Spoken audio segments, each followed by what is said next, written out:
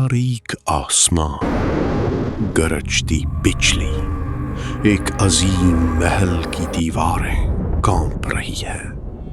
تاریخ کے سب سے بڑے جھوٹ بولنے والے بادشاہ کا نام کیا تھا؟ وہ بادشاہ جس نے کہا، میں بھی زندگی دیتا ہوں، میں بھی موت دیتا ہوں۔ وہ بادشاہ جس نے آسمان کی طرف تیر چلایا اور کہا، میں نے تیرے خدا کو قتل کر دیا۔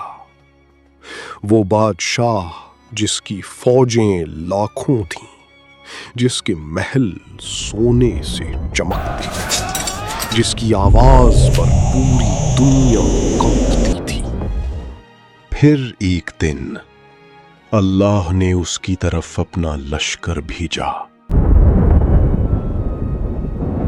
نہ تلوار تھی اس لشکر میں، نہ گھوڑے، نہ توپ، صرف ایک مچھر۔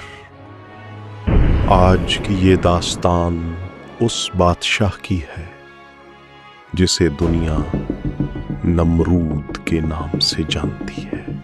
قدیم بابل کے کھنڈرات، دھول اڑتی ہوا، بلند مینار، 4000 سال سے بھی پہلے کی بات ہے۔ دجلہ اور فرات کے درمیان ایک سرزمین آباد تھی جسے بابل کہا جاتا تھا۔ آج کے عراق کی یہی زمین اس وقت دنیا کی سب سے طاقتور سلطنت کا مرکز تھی، اور اس سلطنت کا حاکم تھا نمرود بن کنعان۔ مفسرین اور مورخین نے لکھا ہے کہ نمرود وہ پہلا انسان تھا جس نے زمین پر باقاعدہ بادشاہت کا دعویٰ کیا اور خود کو خدا کہلوایا۔ علامہ ابن کثیر نے اپنی مشہور تصنیف البدایہ والنہایہ میں لکھا ہے کہ نمرود نے صدیوں تک حکومت کی اور اپنے زمانے کا سب سے بڑا سرکش انسان تھا۔ اللہ تعالیٰ نے اس ظالم کے مقابلے کے لیے ایک نبی کو چنا، حضرت ابراہیم علیہ السلام، اور اسی ٹکراؤ نے تاریخ کا سب سے حیرت انگیز باب رقم کیا۔ بابل کا شاہی دربار، سونے کا تخت، خوف زدہ درباری۔ نمرود صرف بادشاہ نہیں تھا، وہ خود کو خدا سمجھتا تھا۔ اس کے دربار میں کوئی اس کے سامنے سر نہیں اٹھا سکتا تھا۔ اس کی رعایا اسے سجدہ کرتی تھی، اس کے حکم پر لوگوں کو زندگی ملتی تھی اور اس کے اشارے پر موت۔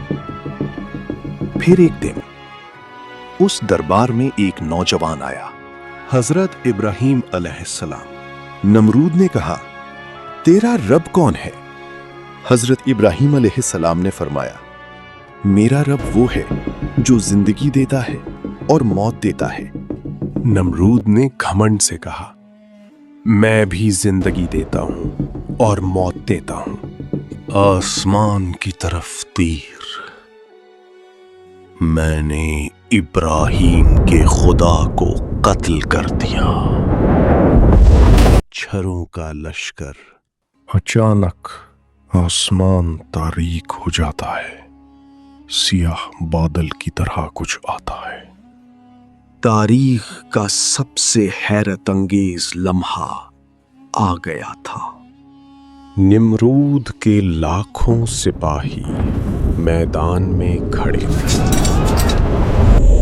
ہر طرف طاقت کا مظاہرہ تھا۔ نمرود تخت پر بیٹھا اپنی فوج کو دیکھ رہا تھا، غرور سے بھرا، خدائی کے دعوے کے ساتھ۔ اور پھر آسمان سے ایک سیاہ بادل اترا۔ یہ بادل نہیں تھا، یہ مچھروں کا لشکر تھا۔ علامہ ابن کثیر البدایہ والنہایہ میں اور امام طبری تاریخ الطبری میں روایت کرتے ہیں اللہ تعالیٰ نے مچھروں کو نمرود کے لشکر پر مسلط کر دیا۔ ان مچھروں نے سپاہیوں کا خون پی لیا، گوشت نوچ لیا، آنکھیں، کان، ناک سب جگہ گھس گئے۔ لاکھوں کا لشکر چند لمحوں میں تباہ ہو گیا۔ سپاہی بھاگے، گرے، مر گئے، گھوڑے بے قابو ہو گئے، ہاتھی پاگل ہو گئے، اور نمرود وہ تخت سے اٹھا لیکن بھاگ نہ سکا۔ مچھر اور بادشاہ کا انجام انتہائی سست، درد اور خاموشی کے ساتھ۔ ابن کثیر کی روایت کے مطابق ایک مچھر نمرود کے نتھنے میں داخل ہو گیا۔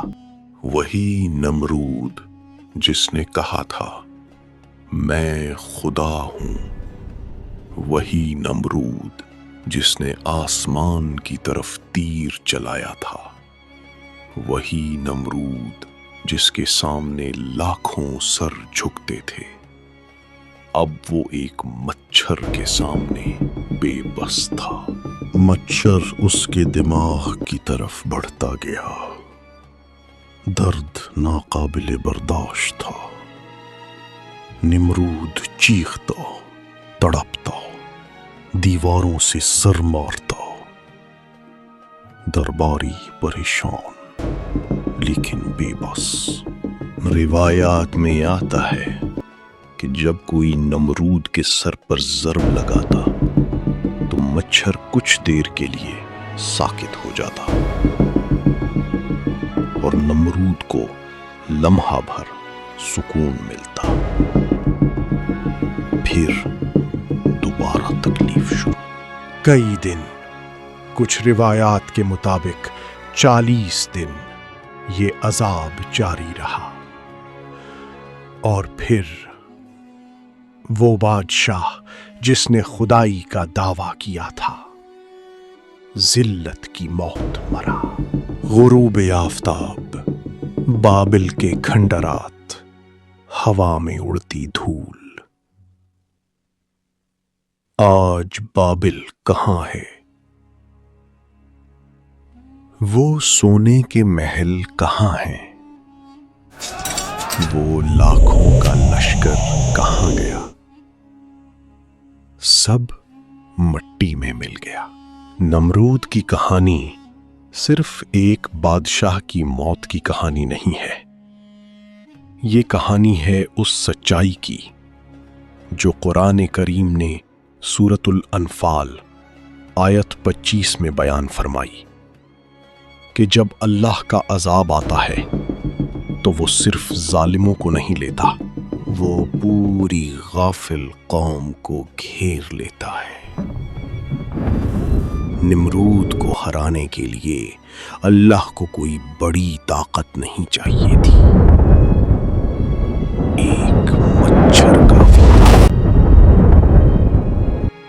یہ اللہ کا پیغام ہے ہر اس انسان کے لیے جو اپنی طاقت، دولت یا اقتدار پر گھمنڈ کرے۔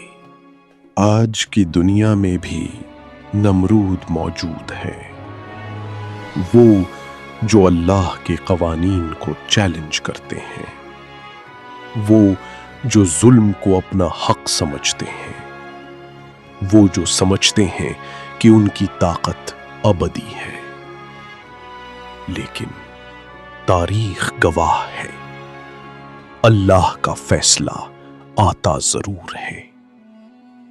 حضرت ابراہیم علیہ السلام کا رب آج بھی زندہ ہے، آج بھی وہی حاکم ہے، آج بھی اس کا عرش قائم ہے، اور وہ مچھر جس نے نمرود کو تباہ کیا، ہمیں ہر روز یاد دلاتا ہے کہ اللہ کی قدرت کے سامنے دنیا کی کوئی طاقت کچھ نہیں۔